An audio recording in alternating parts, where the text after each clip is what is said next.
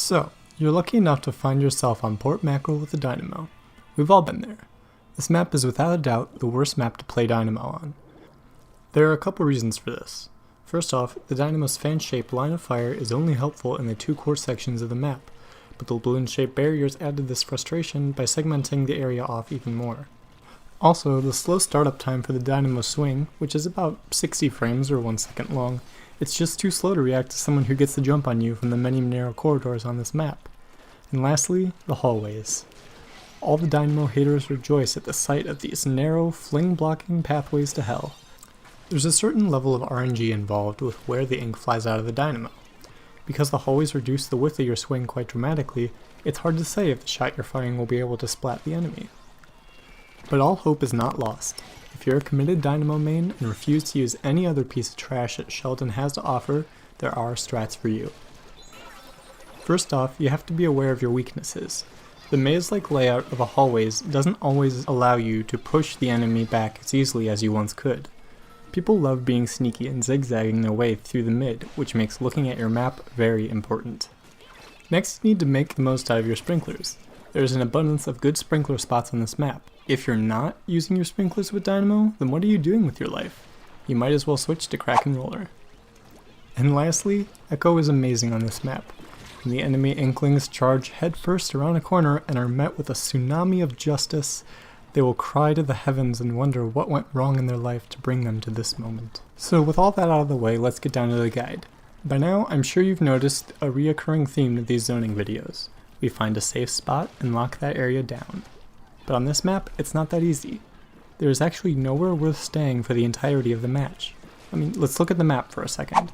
There's the left drop down, which is good for pausing the timer if they have control, but if you stay there the entire match, your team is left to 3v4 them for the rest of the game, so that's out. Next, there's the more reasonable right bump. It's slightly elevated, which is good for extending your range, but if any sniper sees you from the right hallway, they can easily go forward and pick you off. So you win, Port Mac! There is no effective defensive strategy for this map. That doesn't necessarily mean that there's no strategy on this map at all. Remember back to our video on Anchovy Games, where the general strategy was to play aggressively until you're ahead. The same idea applies here. Throw caution to the wind as you pop around corners, obliterating anyone who might be unfortunate enough to be that close. Don't get me wrong, it's a risky strategy, but do you think a Dynamo can thrive on this map without taking some risks? The answer is maybe. I suppose if you want to alternate between the 3 lanes from your court denying entry until you have Echo, your team could coordinate a nice push into the other side. But getting the lead on this map is pretty hard, and in solo queue it's hard to coordinate such a push. But once you have the lead, the game is a lot easier. Our defensive zoning options were really bad on Port Mac because they were too far backwards. But what if we took the same positioning on their side of the map? Suddenly the matchup seems a lot more favorable for us. Heck, you could even just zone from their zone. As long as you keep one of the 4 entries into their court denied, your team should have it pretty easy.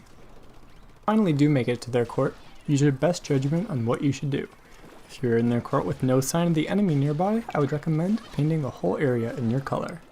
If you suspect them to be nearly there from spawn, I would deny entry as much as possible. This replay is a good example of Port Mackerel because it wasn't an easy win, and most Dynamo games on Port Mac won't be easy. Dynamo is best on maps with elevation differences, but Port Mac is disgustingly flat. Well, that's all I have to say about Port Mackerel, guys. I hope you like the rest of the video. The ending is pretty cool.